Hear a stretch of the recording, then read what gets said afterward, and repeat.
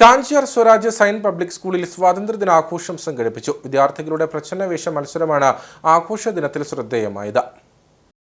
വിവിധ പരിപാടികളോടെയാണ് സ്കൂളിൽ സ്വാതന്ത്ര്യദിനാഘോഷങ്ങൾക്ക് തുടക്കമായത്. School chairman father doctor Emmanuel Kizhakkethalakkal, principal father Roni Jose എന്നിവർ നേതൃത്വം നൽകി.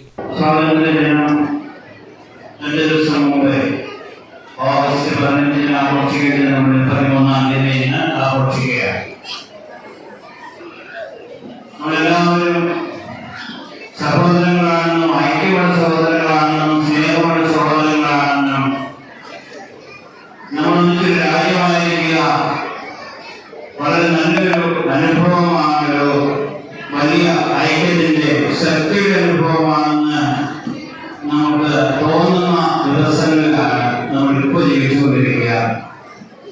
വയനാട് ദുരന്തത്തിന്റെ 13 ദിവസങ്ങൾ കടന്നു പോകുമ്പോൾ നമുക്കറിയാം, ആ വയനാട്ടിലുള്ള ജനങ്ങളോട് ചേർന്ന് നിൽക്കാൻ ജീവൻ നഷ്ടപ്പെട്ടതും ജീവിതോപാധികൾ നഷ്ടപ്പെട്ടതുമായ അവരുടെ ബന്ധുജനങ്ങളോട് ചേർന്ന് നിൽക്കാൻ കഴിയുന്ന കേരളത്തിലെ മക്കൾ എല്ലാവരും ഒന്നിച്ച് അവരെ മനസ്സോടെ ഒരാത്മാവോടെ ഒരു ശക്തിയാണ് എന്ന് തെളിയിക്കുന്ന ദിവസങ്ങളാണ്. ഭാരതത്തിന്റെ പ്രധാനമന്ത്രി നരേന്ദ്രമോദി വയനാട് സന്ദർശിക്കുകയും ആഘോഷ പരിപാടികളോടനുബന്ധിച്ച് നടന്ന പ്രച്ഛന്നവേഷ മത്സരം ഏറെ ശ്രദ്ധേയമായി.